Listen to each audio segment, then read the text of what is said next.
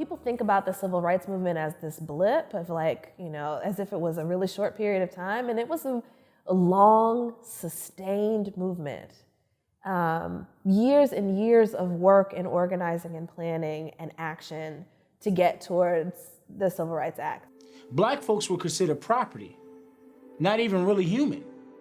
Then when they said we're going to abolish slavery in the Constitution, they had a back door to where they said, listen, only how slavery is going to be legal now is if you are a criminal. From the early 1970s, African American communities were once again threatened and terrorized, this time from excessive policing under the guise of the U.S. government's war on drugs. President Richard Nixon had a laundry list of enemies whom he targeted before resigning in shame from the Watergate scandal.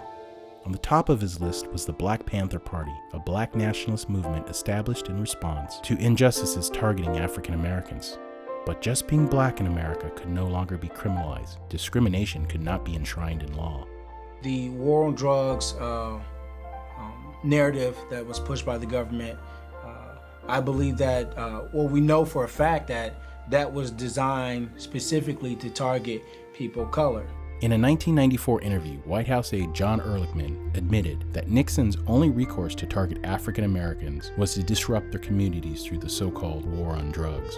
The admission appeared in the April 2016 edition of Harper's Magazine. Today, structural racism and inequality still plague the U.S. justice system. Trump supports the resurrection of the stop and frisk policy, which civil rights advocates have proved increases racial profiling and adds to the disproportionate numbers of African Americans in prison. Today, the U.S. accounts for approximately 25% of the world prison population, though its citizens only make up 5% of the global population. The Federal Bureau of Prisons inmate population increased by nearly 750% between 1980 and 2014, from 25,000 to more than 213,000. In fact, since the Clinton era, private prisons have been used to help house the federal correction system's overflow. Black Americans are incarcerated at a rate 6 times that of the white population. In other words, nearly 44% of the prison population in the country is black. If trends are not reversed, 1 in 3 black males could expect to spend time in prison during their lifetime. When you talk about mass incarceration, you got to have bodies for mass incarceration. So how do you get these bodies? So they came up with this notion that we're gonna just start policing on drugs or marijuana, or they use the crack epidemic or the heroin epidemic to try to imprison black folks.